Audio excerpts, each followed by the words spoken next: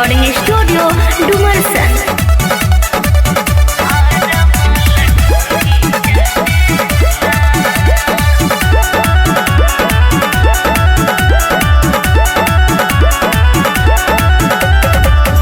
हाई बंगाल वाली ढेर जोगे नचले बानी,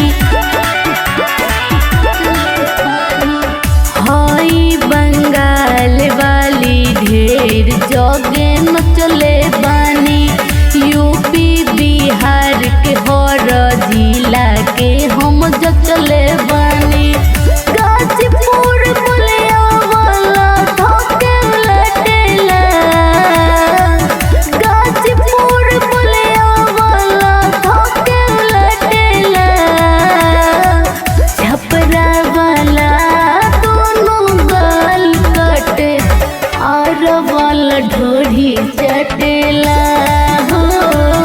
छपरा वाला दोनों गाल कटे और वाला ढोरी चटेला।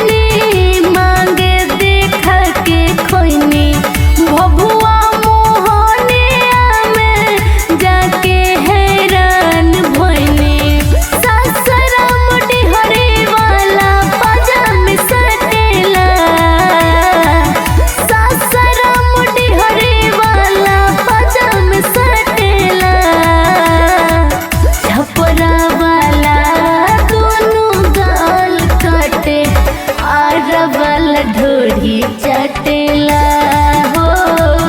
छपरा वाला दोनों गाल कटे और वाला ढोरी चटेला।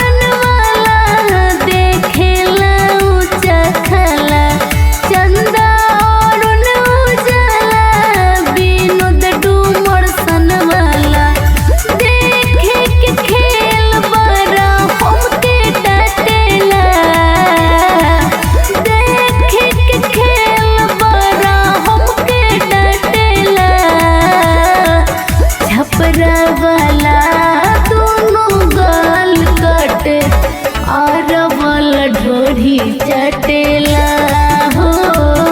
छपरा वाला दोनों गाल कटे और वाला ढोरी चटेला। माँ लक्ष्मी रिकॉर्डिंग स्टूडियो डुमरसन।